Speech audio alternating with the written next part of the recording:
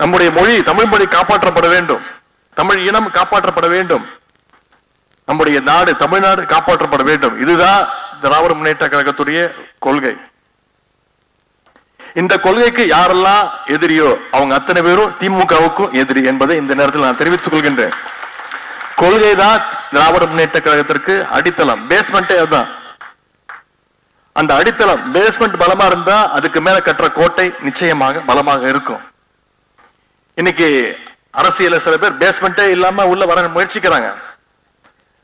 Exhibition போவோம், பார்த்திருப்பீங்க, கண்காட்சி வருஷத்துக்கு ஒரு முறை நடக்கும். அங்க போய் பாத்தீங்கன்னா திடீர்னு ஒரு தாஜ்மஹால் மாதிரியே ஒரு செட்டு போட்டிருப்பாங்க, ஐஃபில் டவர் மாதிரி ஒரு செட்டு போட்டிருப்பாங்க. உடனே பெரிய கூட்டம் கூடும். நம்ம ஊருக்கு தாஜ்மஹால் வந்துருச்சுப்பா, நம்ம போய் ஒரு செல்ஃபி எடுத்துப்போம்பா அப்படின்னு இளைஞர்கள் போய் நிச்சயம் போட்டோ எடுக்கத்தான் செய்வாங்க. அவ்வளவு ஆர்வம். தாஜ்மஹால் போட்டோல பார்த்திருக்கோம், நம்ம ஊருக்கே வந்துருச்சுப்பா தாஜ்மஹால். ஐஃபில் டவருக்கு பார்க்க, உண்மையா ஐஃபில் டவர் பார்க்கணும்னா பாரிஸுக்கு போகணும். நம்ம ஊருக்கே வந்துருச்சுப்பா ஐஃபில் டவர். இது தெரியாம பெரிய கூட்டம் கூடத்தான் செய்யும். அதெல்லாம் வெறும் அட்டை.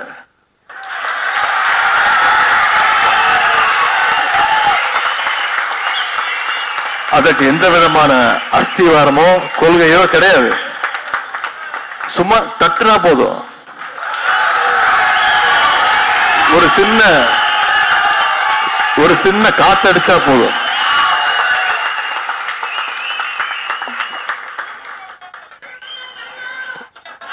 அவங்களுக்கெல்லாம் சொல்லிக் கொள்வது, திராவிட முன்னேற்ற கழகங்கிறது தியாகத்தாலும் போராட்டத்தினாலும் உருவான இயக்கம்.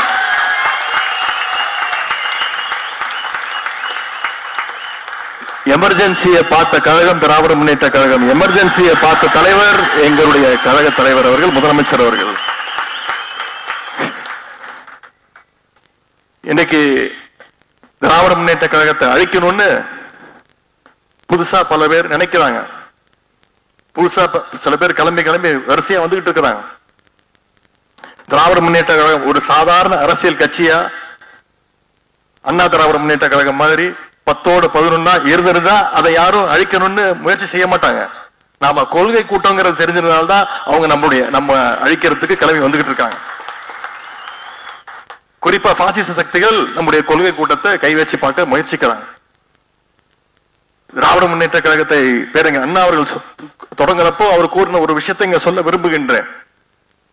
டெல்லியினுடைய ஆதிக்கம் ஒழிய வேண்டும், மக்களை பாழ்படுத்துகின்ற பாசிசம் ஒழிய வேண்டும், பதுங்கி பாய நினைக்கின்ற பழமைவாதம் நிச்சயம் ஒழிய வேண்டும் அப்படின்னு அறிவிச்சிட்டு தான் திராவிட முன்னேற்ற கழகத்தை பேருங்க அண்ணா அவர்கள் துவக்கி வச்சாங்க.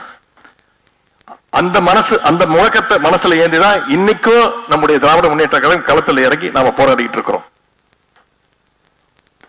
திமுக என்ற அந்த விதையை கழக உடன்பிறப்புகள் தண்ணீர் ஊற்றி வளர்க்கவில்லை, வியர்வை சிந்தி ரத்தத்தை சிந்தி தங்களுடைய உயிரையே உரமாக்கி வளர்த்த கழகம் திராவிட முன்னேற்ற கழகம்.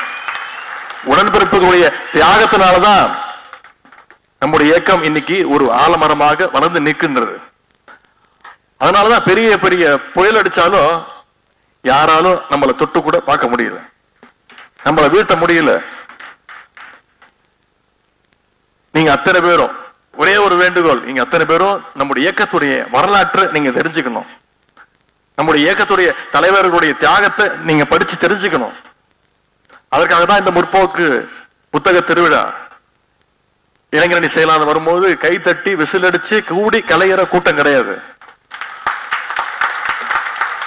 இன்னைக்கு இத்தனை பேரும் இந்த 2 நாள் உட்கார்ந்து இருக்கீங்கன்னா நீங்க யாரையோ பார்க்க வந்த கூட்டம் கிடையாது.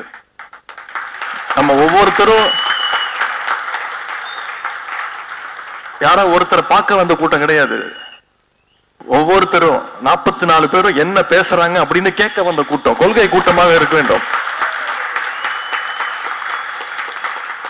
நம்முடைய தலைவர்கள் கலைஞரா இருக்கட்டும், பேரறிஞர் அண்ணாவா இருக்கட்டும், தந்தை பெரியாரா இருக்கட்டும், எல்லாருமே மாற்று கருத்து அதையும் கேட்பாங்க, காது கொடுத்து கேட்பாங்க, மாற்று கருத்து கொண்ட நூல்களையும் படிச்சாங்க.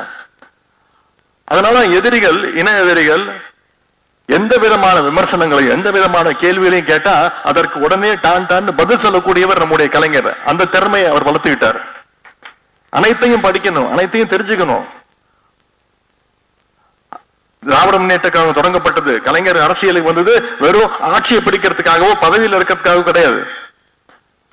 நான் கொண்ட கொள்கையை அடையறதுக்காக இந்த இயக்கத்திற்கு தலைவனானவர் தான் நம்முடைய முத்தமிழர் டாக்டர் கலைஞர் அவர்கள். இதைத்தான் நம்முடைய தலைவர் அவர்கள் நமக்கு சொல்லிக் கொடுத்திருக்கிறாங்க.